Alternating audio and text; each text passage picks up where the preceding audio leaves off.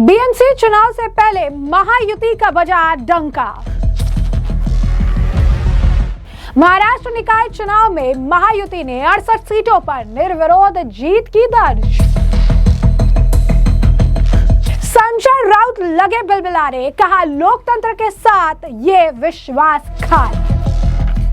लोगों का वोट का अधिकार आप छीन नहीं सकते। महाराष्ट्र में नगर निगम चुनाव की हलचल बढ़ गई। नगर निकाय चुनाव के लिए सभी दलों के उम्मीदवार नामांकन दायर कर चुके और अब तो केवल वोटिंग का इंतजार है। लेकिन वोटिंग से पहले ही महायुति के लिए बड़ी खुशखबरी मिल चुकी है। जी हाँ, महाराष्ट्र नगर निकाय चुनाव में भाजपा शिवसेना ने बगैर वोट पड़े 68 सीटें जीत ली है। नगर निकाय चुनाव में मतदान से पहले ही सत्तारूढ़ महायुति गठबंधन ने 68 उम्मीदवार कई स्थानीय निकायों में बिना किसी मुकाबले के निर्वाचित हो गए हैं। इनमें से 44 उम्मीदवार भारतीय जनता पार्टी के हैं, 22 एकनाथ शिंदे की शिवसेना से हैं, तो वही 2 अजीत पवार की पार्टी से जीते हैं। मुंबई महानगर क्षेत्र के कल्याण डोंबिवली नगर निगम में सबसे ज्यादा 21 महायुति उम्मीदवार निर्विरोध चुने गए हैं। इनमें 15 भाजपा और 6 शिवसेना यानी शिंदे गुट के हैं।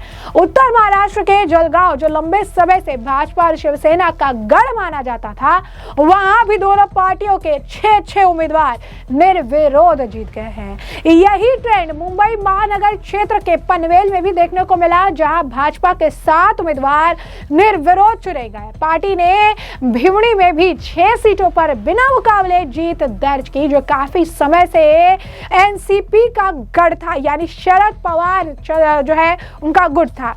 एकनाथ शिंदे के गृह क्षेत्र ठाणे में भी बहुत ही जबरदस्त, अगर आप कहेंगे कि एकनाथ शिंदे की शिवसेना ने प्रदर्शन किया और 6 सीटें जो है निर्विरोध इस पर जीत हासिल कर दी। वहीं राज ठाकरे की अगुवाई वाली मनसे ने जिले में विरोध प्रदर्शन किया और चुनाव प्रक्रिया सत्तारूढ़ पक्ष के रवैये पर सवाल उठा दिया। धूले में 3 भाजपा उम्मीदवार निर्विरोध जीते, जबकि हल्यानगर में अजीत गुट वाली एनसीपी के 2 और भाजपा के 1 सीट पर जीत दर्ज की। अब इसका असर क्या होगा? राजनीतिक विशेषज्ञों के अनुसार हाल ही में हुए नगर परिषद चुनाव में लगभग क्लीन स्वीप के बाद ये निर्विरोध जीते राज्य में सत्ताधारी गठबंधन यानी महायुति के लिए एक नई ताकत है। ये पार्टियों को आजाद भी करेगी और उन्हें दूसरे क्षेत्रों में प्रचार पर ध्यान केंद्रित करने की अनुमति देगी।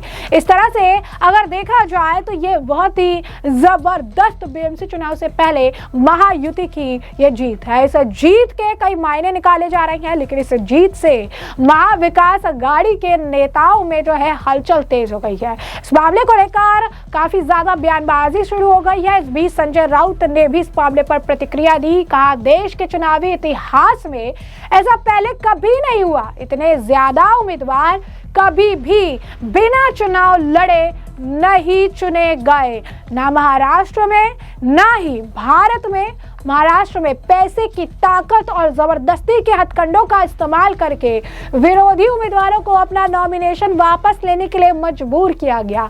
मुंबई, ठाणे, जलगांव, नासिक, पनवेल जैसी जगहों पर 68 उम्मीदवारों का बिना चुनाव लड़े चुना जाना चिंताजनक है, क्योंकि इससे वोटरों का अधिकार छीन जाता है। क्या कुछ कह रही है संजय राउत, सुनिए।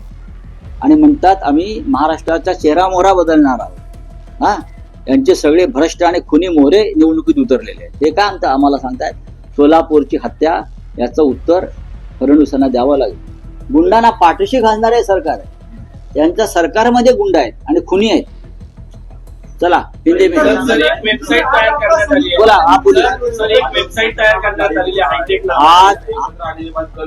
आज शिवसेना उद्धव बालासाहेब ठाकरे, महाराष्ट्र नवनिर्माण सेना और राष्ट्रवादी कांग्रेस शरद पवार साहब तीनों का एक ज्वाइंट मैनिफेस्टो वचननामा हम आज उनका प्रकाशन करेंगे, प्रदर्शन करेंगे।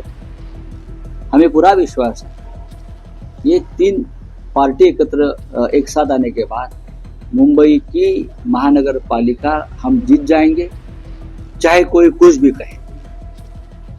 उनको हम ज्यादा महत्व नहीं देते। एक सोलापुर में महाराष्ट्र नवनिर्माण सेना की एक कार्यकर्ता की जिस प्रकार से निर्गुण हत्या हुई है, निर्मम हत्या हुई है, वो इसलिए कि ये सत्ताधारी लोग वहां का चुनाव निर्विरोध करना चाहते थे। जिस तरह से पूरे महाराष्ट्र में 60 से ज्यादा लोगों को निर्विरोध चुनकर लाया, कैसे लाया, कौन से हिसाब से लाया, उसके पीछे क्या षड्यंत्र है उनको मालूम। लेकिन हम ये निर्विरोध चुनाव होने नहीं देंगे, कानूनन अधिकार नहीं है। ईवीएम मशीन पर एक बटन है नोटा का, जब तक ये नोटा का बटन है तब तक कोई निर्विरोध चुनकर नहीं आ सकता। लोगों का वोट का अधिकार आप छीन नहीं सकते। Yes, thank you. तो जैसा कि आपने संजय राउत का बयान सुना, साथ ही साथ उन्होंने कहा कि अटल बिहारी वाजपेयी से लेकर पंडित नेहरू तक, यहाँ तक कि प्रधानमंत्री नरेंद्र मोदी और अमित शाह भी, कोई भी नेता कभी बिना चुनाव लड़े नहीं चुना गया। ये भ्रष्ट तरीके जिनमें चुनावी मशीनरी को खरीदना, विरोधियों को डराना शामिल है, लोकतंत्र के साथ धोखा है और इसके लिए एक गंभीर खतरा है। वहीं आपको बता दें कि इस मामले को लेकर लगातार प्रतिक्रियाओं का दौर देखने को मिल रहा है। चंद्रशेखर बावनकुले ने भी प्रतिक्रिया दी। उन्होंने बताया कि कैसे देवेंद्र फडणवीस के ऊपर जनता का जो है भरोसा है, फडणवीस जो है विकास निकाल रहे हैं और इससे फायदा जो है काफी ज्यादा महायुति को होगा। सुनिए क्या कुछ कहना है चंद्रशेखर बावनकुले का।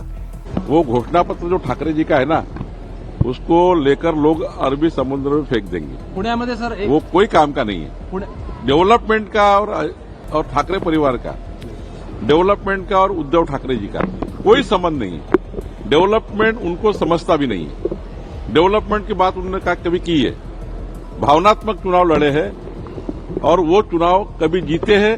40 साल से 25 साल से महानगर पालिका में बैठे हैं। कोई डेवलपमेंट का प्लान नहीं है। डेवलपमेंट का नाम देवेंद्र फडणवीस है, देवेंद्र फडणवीस जी का नाम डेवलपमेंट है। तो जैसा कि आपने उनका बयान सुना, साथ ही साथ आपको बता दें कि लगातार उद्धव ठाकरे और राज ठाकरे इस तरीके का बयान दे रही है कि महाराष्ट्र में जब मेयर होगा वो एक मराठी होगा। तमाम तरीके से एक मराठी वोट अपनी तरफ खिसकाने का प्रयास कर रही है। इस बीच अब आपको बता दें कि जो एक बड़ी सभा हुई है, इस बड़ी सभा में देवेंद्र फडणवीस ने संबोधित किया। इस दौरान उन्होंने महायुति के सत्ता में आने पर मेयर कौन होगा इसे लेकर जो चर्चाएं चल रही थी, साथ ही ठाकरे बंदियों की ओर से जो दावा किया गया है कि उत्तर भारतीय इस पर बैठेगा। अब फडणवीस ने महायुति के मेयर पद को लेकर सस्पेंस भी खत्म कर दिया है। सार्वजनिक रूप से उन्होंने घोषणा कर दी कि मुंबई का मेयर कौन होगा। सीएम फडणवीस ने अपने भाषण में विधायक आदित्य ठाकरे और ठाकरे गुट के सांसद संजय राउत का नाम लिए बिना उन पर निशाना साधा। कहा, मुंबई चुनाव में श्रेय चुराने वाली टोली सक्रिय हो गई है। इस टोली में कुछ अबोध बच्चे हैं। ये बच्चे कहते हैं कि सारा काम हमने किया है, कोस्टल रोड और मेट्रो का निर्माण हमने किया, ऐसा दावा करते हैं, लेकिन जनता सब जानती है। इस दौरान कहा कि किस तरीके से उन्होंने हमेशा से जो है रुकावट डाली है कामों में, किस तरीके से जो है आधी रात को भी मुंबईकर से पूछा जाए तो कहेंगे कि ये सारा काम जो है महायुति ने किया है। हर काम में रुकावट किसने डाली है तो इसका जवाब भी वो देंगे। और ऐसे में इस दौरान ही उन्होंने कहा कि मुंबई का मेयर महायुति का ही होगा, मुंबई का मेयर हिंदू समाज से होगा और मुंबई का मेयर मराठी व्यक्ति ही होगा, ऐसा उन्होंने साफ तौर पर घोषित कर दिया है। तो ऐसे में हमने आपको जो पूरा मामला विस्तार से बता दिया। इस पूरे मामले पर अब आपकी भी जो राय होगा कमेंट सेक्शन में कमेंट करके जरूर से जरूर साझा करिएगा। धन्यवाद।